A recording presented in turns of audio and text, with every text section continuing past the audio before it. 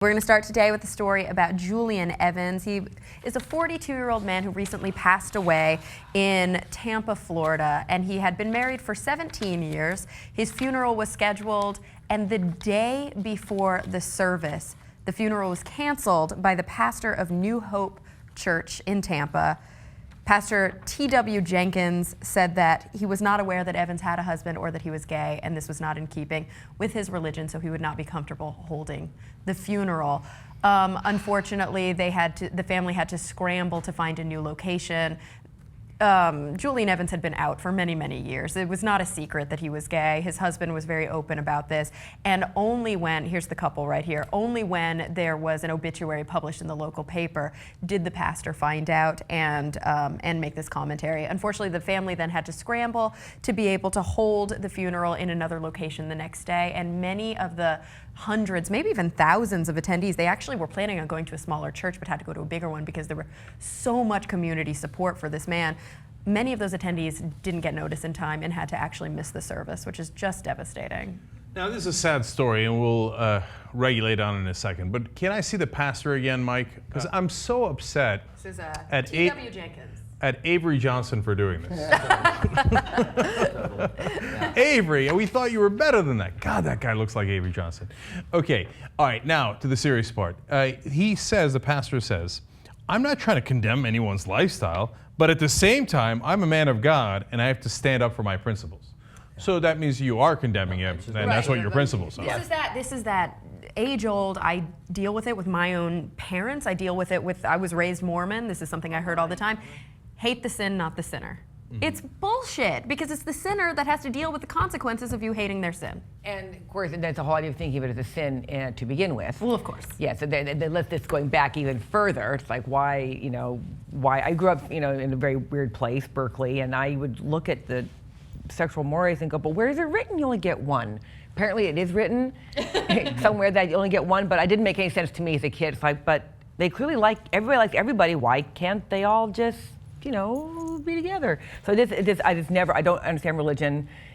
For me, religion is strictly an intellectual exercise of what? I've never heard that before. An intellectual exercise of what?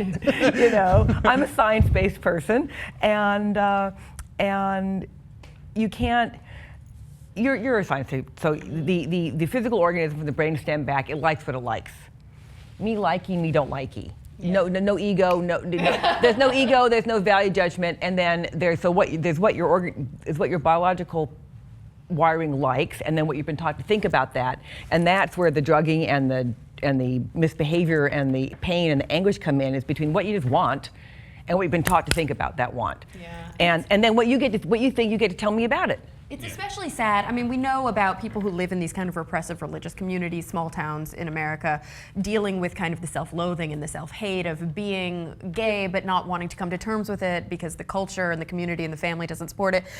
Julian was out. He was out. He was proud. 17 years with his husband. His mother loved him. Everybody knew about this. This one dickhole pastor ruined the last celebration of this man's life because of his personal feelings about him. No, I hear you. He's not trying to condemn anybody's lifestyle. No. Yeah. He just won't bury him. I mean, by the way, so two things about that. One, hate the sin but not the sinner, but he passed away, and so there is no more sin, even if you think it's a sin, because he's dead. So you actually do hate the sinner. Yeah. So you're lying, right? Exactly. And second of all, one slight correction. Yeah, I believe the pastor's a bad guy.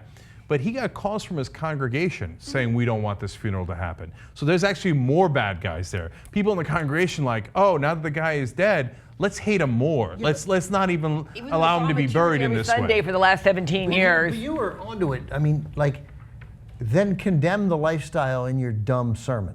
But that's the thing. Don't you think that maybe Julie Atwood, who is Julian Evans' mother, and Kendall Capers, Julian Evans' husband, maybe kind of dodged a bullet there? Because what if the actual sermon at the funeral had been condemning a gay lifestyle? He found out, he said, I'll do this anyway, but I'm going to make sure they know how I stand on this. That would almost be worse. I don't understand people who, again, not being a faith-based person, and I do have a friend who is a gay Christian, and she struggles all the time with her faith. and the condemnation and judgment she gets from her fellow congregants. And so for me, it's like, well, can you find an inclusive church where you are? Because they do have Christian denominations that are very actively GLBTQ inclusive, and I don't know its theology. I don't. Why stay at this church when there's another one? It might be a longer drive. Well, and this specifically, the situation with this was that there was a church that they were going to go to that was a very inclusive church, but he had so many friends and family who wanted to attend that they needed a larger space. And so they moved to this larger space. That said no. Right. They said yes at first until they found What out. kind Yeah. of, like,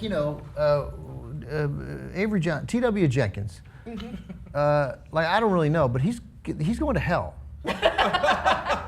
Like, but what kind We of a laugh man? because, of course, there is no there is no hell. hell. Right, but if there is, he's going. Like, he has let God down. And I think that there are Full of gay people. but I suspect that there are deeply religious conservatives all over the country who would be like, no, he's dead.